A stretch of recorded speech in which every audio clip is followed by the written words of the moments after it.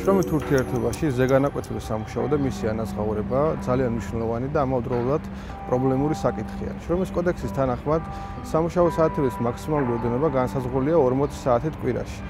თითოეული საათი, რომელიც აღემატება აღნიშნულ ოდენობას, მიიჩნევა ზეგანაკვეთური სამუშაო და ანაზღაურდება. უქმე დღეებში სამუშაოს შესრულება ასევე მიიჩნევა ზეგანაკვეთური სამუშაო და ექვემდებარება ანაზღაურებას.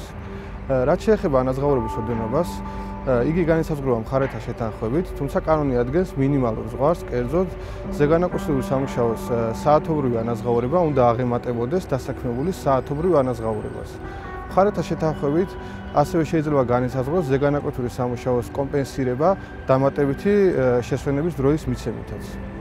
ზოგადად უნდა აღინიშნოს, რომ ზეგანაკვეთური სამუშაოს შესრულება მხარეთა ნებაზეა დამოკიდებული, თუმცა კანონი განსაზღვრავს შემთხვევებს, როდესაც დასაქმებული ვალდებულია შეასრულოს ზეგანაკვეთური სამუშაო, კერძოდ ეს ხდება სტიქიური უბედურების ან საწარმოო ტრამვის და მათი შედეგების ლიკვიდაციის დროს. მიუხედავად ამგვარ დამცავი ნორმებისა, რასაც ითვალისწინებს საქართველოს შრომის კოდექსი, ხშირია შემთხვევები, რა დროსაც დამსაქმებელთა მხრიდან ხდება ზეგანაკვეთური სამუშაოს გამოყენება ანაზღაურების გარეშე.